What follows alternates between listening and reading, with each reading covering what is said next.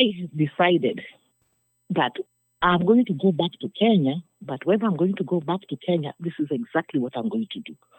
I'm going to adhere by their laws and regulations. Just follow the laws and the regulations of the Kenyan government. I called the manager and I said, can you take me to my village so I can bring the copy and bring it back? I said, we have exactly 2 hours. Court opens at about 2 o'clock. He drove me there and we came back. And I said, here is a copy.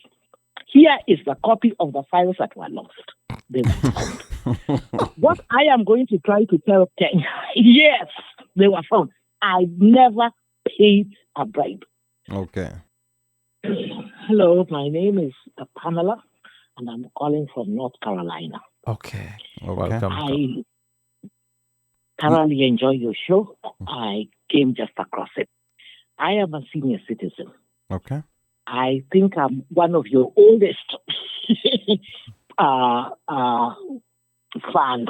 Yeah, I am 68 years of age. I've lived in America for 51 years. Wow. Come back again. Yes. Mm-hmm. I came back to Kenya. And let me tell you, there is a lot of misconceptions. When I first arrived, I came to the United States in 1975. Wow. After finishing high school. And the same, excuse my colorful language, shit that I experienced in the U.S. the first 3 years is the same experience people will get in Kenya. We romanticize too much of Kenya. There's this romantic, I need to return, we need to return, returnees come back, all that stuff is not really true. Then there is the issue of bribery that people are talking about. I decided that I'm going to go back to Kenya, but when I'm going to go back to Kenya, this is exactly what I'm going to do. I'm going to adhere by their laws and regulations. Just follow the laws and the regulations of the Kenyan government. And that's exactly what I did. My husband passed away. We met in the United States and we lived together for 44 years and he passed away.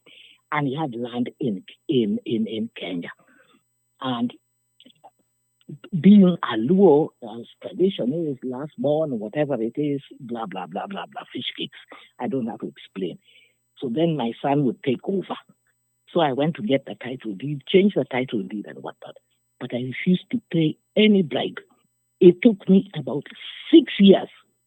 And every time they were telling me, oh, your file is gone here, your file is gone here, your file. I'll say, okay, I'll be back.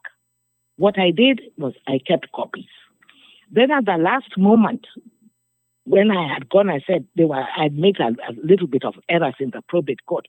And then when those ones were fixed, I went back and I submitted my documents on a Wednesday and I went back on a Friday. Then they told me, oh, your documents are lost. I said, no problem. I called and I was staying at a hotel. I called the manager and I said, can you take me to my village so I can bring the copy and bring it back? I said, we have exactly 2 hours. Court opens at about 2 o'clock. He drove me there and we came back. And I said, here is a copy. Here is the copy of the files that were lost. They were found. What I am going to try to tell Kenya, yes, they were found. I never paid a bribe. Okay. Somebody says, yes, you are enablers. But if you refuse, yes, it will take you a little bit longer. But if you refuse and say, okay, I will sit and sit and sit. There was a whole day I sat in the land's office, Abbey House or whatever they call it. I just sat there. And then at the end I said, I am so tired. I cried. Hey, mama, she's crying all over the place. Yes, this is what you need to do. In 2024, I went back to Kenya and I said, I'm going to build for my son a house and for myself. I built exactly a 1-bedroom house, 418 square feet. That's it. No mansion, no nothing. This is all I need. A bedroom, kitchen, a toilet, a bathroom. That's it. 418 square feet on a 3-acre piece of land. That's all I needed. Wow. I really exist in the United States. I said, oh, I have a 2,500 square foot house, but it is too big. It's too big for me now. Yeah. So we have to have some realization of who we are. Yes, there's the black tax. Yes, there is this. Yes, there is that. But you've got to tell family. Yeah, I kept telling them, hey, what do you need? Hey, I'm not part of you, and you're not part of me. And I've been saving and saving. Since the day I came, I used to put aside $20 every time I got paid. So that when I go back, my landing is soft, as we call it, soft. So for many people in the diaspora, I can tell you, there is too much too much of an illusion, which is almost delusional. Kenya is what it is. There are people that are making it, and there are people that are not making it. We have too many kids over there that are unemployed. So I say, please be realistic. Stop lying. You should always tell. When I came, I used to ask my parents to come, and they came. Just see where I live. Just see where I live and how I'm living. That is critical. When they talk about children, I was like, oh, there was one time that my child was like, Mom, I don't understand what you and Dad talk about. I said, oh, no problem. I sent him to Kenya in 7th grade. 7th to 9th grade. I sent him to Kenya. You are going to go and stay with your grandmother, and you're going to figure out Kenya for yourself. At 7th grade. 7th to 9th.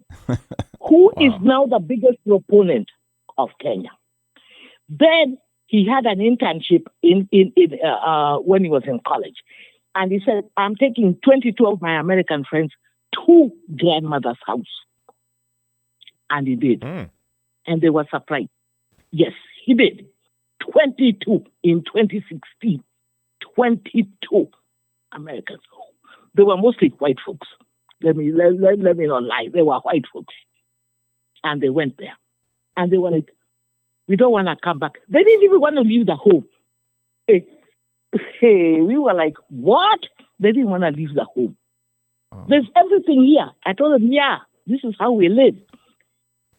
In America, they think that we are monkeys from the trees. No, this is how we live. Okay.